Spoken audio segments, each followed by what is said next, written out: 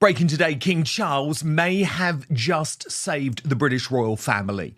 Now, I know some of you will say that is hyperbole, but I honestly do not believe that. If the monarch had allowed Prince Harry to stay at Buckingham Palace, despite all of his threats,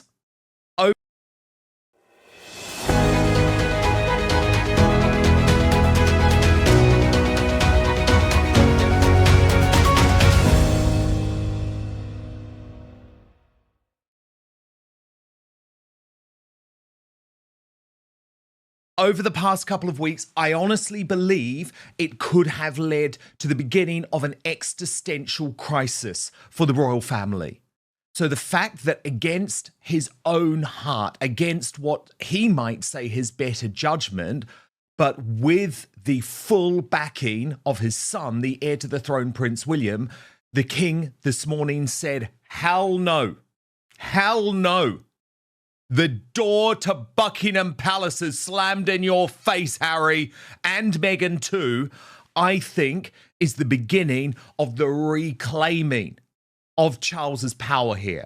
He was seen out and about in Bovington earlier today, and at the end of the day, Charles should not be having to deal with this constant nonsense, this total hysteria, this embarrassment of a son when he is conducting his service for the British public, for the Commonwealth, while undergoing treatment for terminal cancer.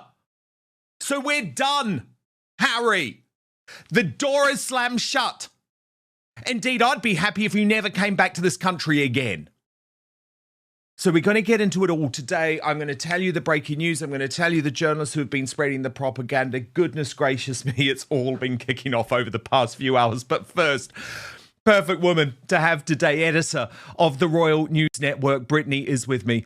Brittany, first, your reaction to this breaking news today. Prince Harry announces that he's staying at Buckingham Palace, and thank God, for once, Charles puts his foot down and says no. Harry and his team are a mess and a disaster, and it is perfectly appropriate for Charles to just tell him no. Look, we gave you plenty of time, and you couldn't come to a decision, and you kind of decide to accept last minute. And you know what? We have other plans. We have a life. Our life does not revolve around you and your needs and your drama and your toxicity and everything like that. And so, no, you know what? You didn't give us enough time. You're on your own. And I think this should be the message overall from now until the end of time. I think this whole debacle is an example of why Harry just needs to be cut off completely from the British monarchy. He's not in the line of succession. Neither are his children. He has no place. He has no purpose. He has no future here in the British monarchy. And this needs to be done because I think if they actually sever the ties more completely, they kind of can get away from the sideshow freak show that is Sussex land at this point. Harry and Meghan are just the sideshow freak attraction of the monarchy. But unfortunately, they kind of tend to drag the headlines and drag the family into their melodrama.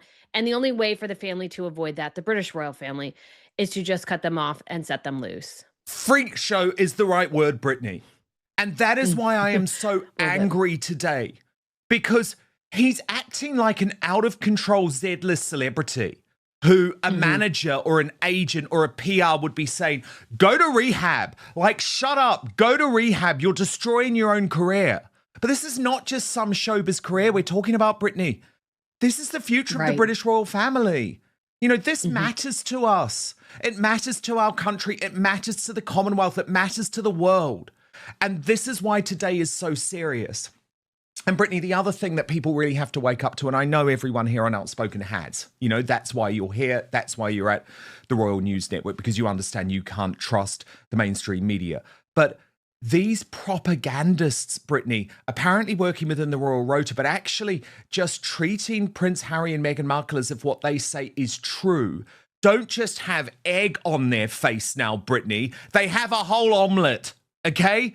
And it's mortifying to watch people just prepared to shred what remaining credibility they had to go with this narrative. And again, you know, I always like to bring you the receipts. So I'm going to give you one example because it's an example I've spoken about a lot. Cameron Walker, who is the royal correspondent at GB News, but it's actually A fresh royal controversy is dominating headlines as new reports fuel debate over Prince Harry's future relationship with the royal family.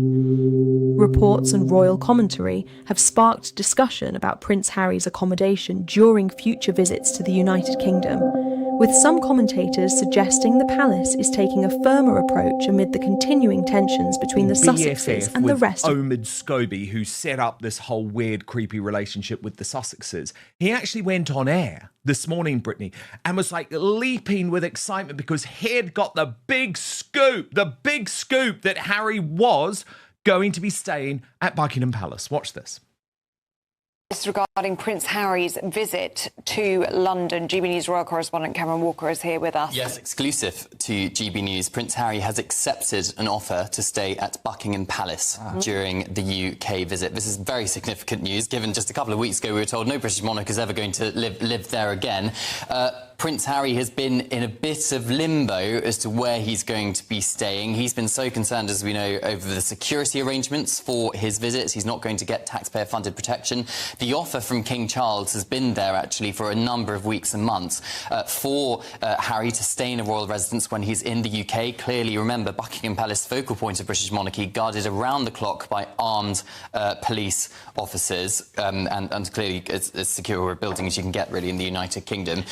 So Harry has, indeed, as of this morning, accepted that offer to stay in the royal residence just next door, of course, to King Charles, who will be staying at Clarence House. So he's on his own there, because no one's staying there, so he's got his own palace for his time in the UK? He does. He has his own palace in time while he's in the UK. Just been refurbished, of course. We're in the process of being refurbished. Just a stone's throw away to go and see his father next door. Will he see his father? Well, we don't know. They say, though, that's a private matter. I would be so surprised if he does not make the time to see his father while he's in the UK. I know for a fact that the two of them do actually talk regularly. And that does happen over the phone. And they may sit down and watch the game together on Saturday night? Quite possibly. I think selfie? Yeah, maybe. I don't think that Harry's going to be staying in Buckingham Palace for more than a couple of days because he's going to be in Birmingham for the Invictus Games countdown. Okay, so this is total humiliation for GB News. You saw that report, and any sensible journalist would know by this point that believing Harry and Meghan means you are very soon going to be made to look like a fool because they are liars. And sure enough, less than 3 hours after that breathless report from Cameron Walker, the channel's own newsreader had to come on air and admit that their scoop was a load of poppycock. Palace aides have denied that Prince Harry will be staying at Buckingham Palace during his UK visit. GB News exclusively revealed earlier today that the Duke of Sussex had accepted King Charles's offer to stay in the monarch's official residence, something Harry's office continues to stand by. However, palace aides have now denied that the king's youngest son will be staying at the palace. It is understood Harry had initially declined an offer to reside in the residence, but later changed his mind after the deadline had passed. So, Brittany, why this matters is because Cameron Walker then has shown he's not a journalist. I mean, trust me, I know that he used to work for me at GB News, but rather a propaganda parrot using GB News to do the bidding for the delusional Duke. I found that genuinely toe-curling stuff. But Brittany, all of these people have been warned time and again. Like, if you're still believing what the Sussexes are telling you in that little WhatsApp group, unfortunately, you're not a journalist. You're a propaganda. I mean, Dan, in this particular situation, this has been such an absolute disaster on multiple levels. But Cameron Walker really just doesn't have any excuse here because obviously we just saw a week ago how Harry and Meghan gave an entire itinerary to the press and then walked it back less than 24 hours later. And so it's at this point, especially when it comes to anything regarding this trip, any seasoned journalist would go, okay, that's great, but let me double check this with the palace at this point because we are getting constantly different stories. And so when it came to the initial itinerary thing, I understand why people reported it because itineraries like that generally aren't usually subject to a bunch of change, especially 24 hours later, unless something very serious happens. And so yes, I understand that initial thing. But at this point, it's been a week since then. Like, you should know at this point, you can't trust anything Harry and Meghan say.